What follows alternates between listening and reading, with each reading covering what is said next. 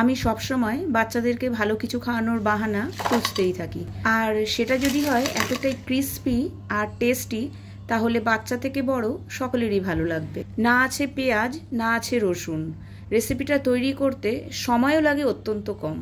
এখনকার কর্মব্যস্ত জীবনে হাতে যদি সময় খুবই অল্প থাকে, তাহলে যে কোনো দিন কিন্তু রেসিপিটা বানিয়ে নিতে পারেন।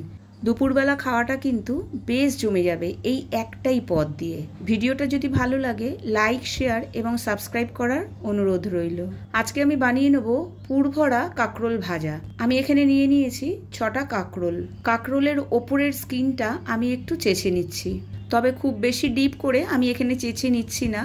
দেখেই নিশ্চয়ই বুঝতে পারছেন, একদম ওপর থেকে হালকা হাতে আমি কাজটা করে নিচ্ছি। কাঁকরোলের স্কিনগুলো আমার চাছা হয়ে গেছে। কাঁকরোলগুলোকে এবার আমি খুব ভালো করে ধুয়ে নেব। কাঁকরোল খেতে যদি কেউ পছন্দ না করেন, তাহলে এইভাবে একবার ট্রাই করে দেখতে পারেন। আশা করি আপনাদের ভালো লাগবে। এখানে কাঁকরোলগুলো ধুয়ে মুছে পরিষ্কার করে নিয়ে আমি চলে এসেছি। আমি এখানে একটু কচি দেখেই কাঁকরোলগুলো ব্যবহার করেছি। বেশি যদি বড় সাইজের হয়, তার মধ্যে দানাগুলো কিন্তু খুবই শক্ত থাকে, আর এই রকম ধরনের কাঁকরোল নিলে তার ভেতরের দানাগুলো খুবই নরম থাকে। এখানে কাঁকরোলগুলোকে আমি লম্বালম্বিভাবে দুটো করে টুকরো করে নিচ্ছি। এখানে একটা কড়াইতে আমি জল নিয়ে নিয়েছি। কাঁকরোলগুলোকে আমি একটু ভাপ দিয়ে নেব, আর জলের মধ্যে নিয়ে নিয়েছি অল্প পরিমাণে নুন আর হলুদ। মিডিয়াম ফ্লেমে 2 থেকে 3 মিনিট এটাকে আমি ভাপ দিয়ে নেব। খুব বেশি একদম নরম করে সেদ্ধ করতে হবে না, 80% মতো সেদ্ধ করলেই যথেষ্ট। আরেকদিকে একটা বাটিতে আমি নিয়ে নিয়েছি 2.5 টেবিল স্পুন কালো সর্ষে, 1 টেবিল স্পুন পোস্ত, 1 টেবিল স্পুন কিশমিশ। একটু গরম জল দিয়ে মিনিট 10 সময় ধরে এগুলোকে আমি ভিজিয়ে রাখবো। যেহেতু মশলাটা আমি মিক্সার গ্রাইন্ডারে করব, এভাবে 10 মিনিট ভিজিয়ে রাখলে মশলাটা কখনোই তেতো হবে না। আরেকদিকে কাঁকরোলগুলোকে ভাপ দেওয়া হয়ে গেছে, আমি গ্যাসের ফ্লেমটাকে অফ করে দিয়েছি। এবার আমি কাঁকরোলগুলোকে তুলে একটা প্লেটে ট্রান্সফার করে দিচ্ছি। এবার আমি পুরটা তৈরি করে নেব। তার জন্য কাঁকরোলগুলো ঠান্ডা হয়ে গেলে কাঁকরোলের ভেতরের যে বীজগুলো আছে সেগুলোকে আমি একটা স্পুনের সাহায্যে বের করে নিচ্ছি। যেহেতু আমি কচি দেখে কাঁকরোলগুলো ব্যবহার করেছি, বীজগুলো কিন্তু খুবই নরম, আর একটু ভাপ দিয়ে নেওয়াতে বীজগুলো বের করতে আমার কোনো অসুবিধা হয়নি। এরপরেও যদি কোনো শক্ত বীজ থেকে থাকে, সেগুলোকেও বার করে নিতে হবে। আমি এখানে শক্ত বীজগুলো দেখে দেখে বার করে নিচ্ছি। 10 মিনিট হয়ে গেছে, মশলাটাও ভিজে গেছে। মিক্সিতেই আমি আজকে মশলাটা করে নেব। আর এখানে আমি অ্যাড করে দিচ্ছি 4টে কাঁচা লঙ্কা, 1/4 টিস্পুন নুন। নুনটা যেহেতু বারবার ব্যবহার করা হচ্ছে, নুনটা দেওয়ার সময় সেটা খেয়াল রাখতে হবে। আর মশলাটা তৈরি করার সময় খুব বেশি জল দেওয়া চলবে না। এখানে আমি বীজগুলোকেও নিয়ে নিচ্ছি মিক্সার গ্রাইন্ডারে, যাতে একটা স্মুথ পেস্ট তৈরি হয়ে যায়। আর দিয়ে দিচ্ছি 2 টেবিল স্পুন নারকেল। এখানে আমার মশলাটা দেখুন একদম স্মুথ তৈরি হয়ে গেছে। একদম সামনে থেকে আমি দেখিয়ে দিচ্ছি। ব্যাস এইরকমই একটা স্মুথ পেস্ট আমাদের দরকার। এবার আমি একটা কড়াইয়ের মধ্যে নিয়ে নিচ্ছি 1 টেবিল স্পুন সর্ষের তেল, আর দিয়ে দিচ্ছি একদম অল্প পরিমাণে নুন। এই নুনটা আমি এই জন্য দিচ্ছি, যখন আমি মশলাটা কড়াইয়ের মধ্যে অ্যাড করব, তখন চারিদিকে ছিটে একদম যাতে গ্যাসের টেবিলটা একদম নোংরা না হয়ে যায়। এইভাবে ব্যবহার করে দেখবেন মশলাটা খুব বেশি এদিক ওদিক ছেটে না, গ্যাস টেবিল বা রান্নার আশপাশটা খুব পরিষ্কার থাকে।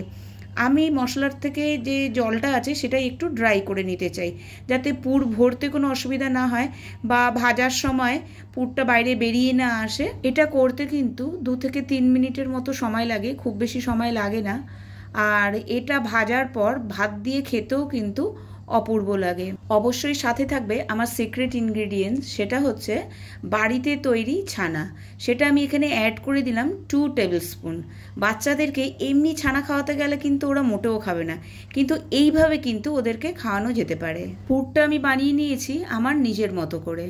এখানে আমি আরও অ্যাড করে দিচ্ছি 1/4 টিস্পুন চিনি।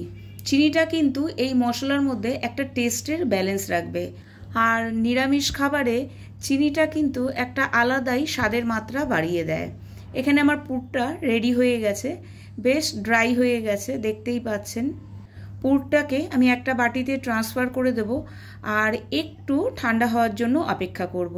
একটু ঠান্ডা হয়ে গেলে একে একে এই মশলাটা আমি প্রত্যেকটা কাঁকরোলের মধ্যে ভরে দেবো। দেখতে কঠিন মনে হলেও কাজগুলো কিন্তু খুবই সহজ আর সময়ও লাগে অত্যন্তই কম। সমস্ত কাঁকরোলের মধ্যেই আমার পুর ভরা হয়ে গেছে। এইভাবেও কিন্তু কাঁকরোলগুলোকে আপনারা ট্রাই করতে পারেন। শুধু ভাতের সাথে লাগবে একটু কাঁচা সর্ষের তেল। আর বাটিতে আমি যতটা পুর তৈরি করেছিলাম পুরোটাই কিন্তু আমার ব্যবহার হয়ে গেছে। আমি এবার একটা ব্যাটার তৈরি করে নেব এই কাঁকরোলগুলোকে ভাজার জন্য। আমি এখানে নিয়েছি 3 টেবিল স্পুন জোয়ারের আটা। এই জায়গায় আপনারা ময়দা অথবা বেসনও ব্যবহার করতে পারেন। আর নিয়েছি 1 টেবিল স্পুন সুজি, 1 টেবিল স্পুন চালের গুঁড়ো। খুব বেশি মশলা আমি এখানে অ্যাড করব না। আর অ্যাড করে দিচ্ছি 1 টিস্পুন কাশ্মীরি লাল লঙ্কার গুঁড়ো, 1/4 টিস্পুন নুন, 1/4 টিস্পুন হলুদ, 1/4 টিস্পুন কালো জিরে। কালো জিরেটা কিন্তু এর মধ্যে দুর্দান্ত লাগে, অবশ্যই এটাকে স্কিপ করবেন না। এবার সব কিছুকে আমি এখানে খুব ভালোভাবে মিশিয়ে নিচ্ছি। এরপর অল্প অল্প জল ব্যবহার করে একটা স্মুথ ব্যাটার তৈরি করে নিতে হবে। তবে ব্যাটারটা খুব বেশি পাতলা হবে না আর খুব বেশি মোটাও হবে না, একটা মিডিয়াম থিকনেসে রাখতে হবে। দেখুন আমি এখানে দেখিয়ে দিচ্ছি ব্যাটারটা ঠিক এই রকম তৈরি হবে।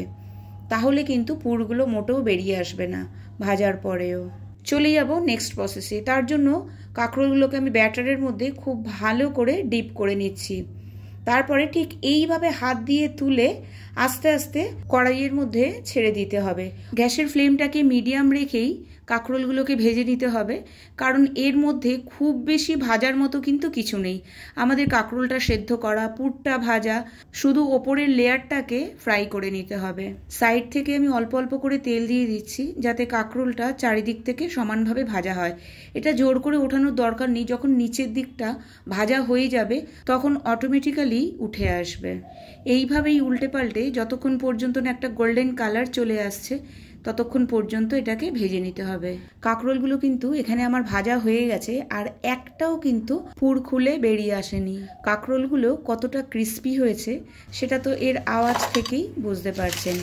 কাঁকরোলগুলো ওপর থেকে যতটা ক্রিস্পি, ভেতর থেকে কিন্তু সফট আর খেতেও কিন্তু দুর্দান্ত হয়েছে। আর এখানে ঝালটা আর নুনটা আপনারা আপনাদের টেস্ট অনুযায়ী ব্যবহার করবেন। আজকে আমার রেসিপিটা আপনাদের কেমন লাগলো অবশ্যই আমাকে কমেন্ট বক্সে কমেন্ট করে জানাবেন। আজকে তবে এই পর্যন্তই, আবার দেখা হবে আরেকটি নতুন রেসিপির সাথে। ভালো থাকবেন, সুস্থ থাকবেন, take care of your family and your self. Tata.